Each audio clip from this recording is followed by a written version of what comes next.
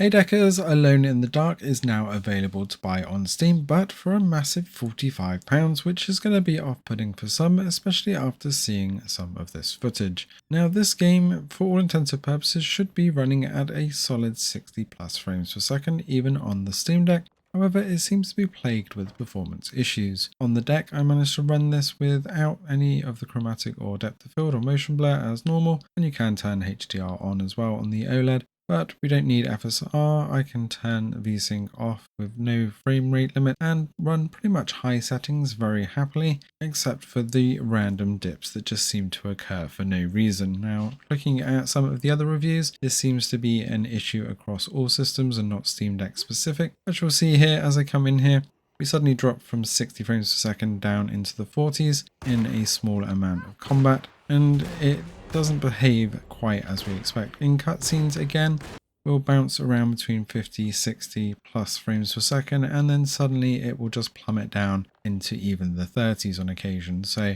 definitely some optimization needed on this one, although it is perfectly playable on the Steam Deck and all of the controls and all the mapping and everything works. It does get a little bit jarring if you do have that frames per second up, to see it just constantly dipping down all of the time. Now, the voice acting is very good in this, I will admit, although some of the facial expressions can look a little bit off, and you will probably recognize a couple of the lead characters if you've been watching any of the TV series of Killing Eve or Stranger Things, which is a little bit comforting, but other than that, there is just a lot with this game that is hard to swallow.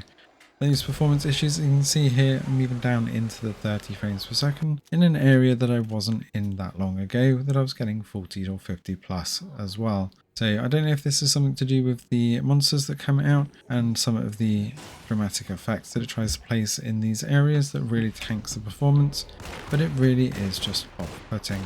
Hopefully they can get this fixed and it'll be a better experience on the Steam Deck, but for now I would wait for those optimizations or potentially a sale, as I don't feel like this is a £45 game right now, but of course it's always up to you and whether you want to dive in on some nostalgia with the Alone in the Dark series.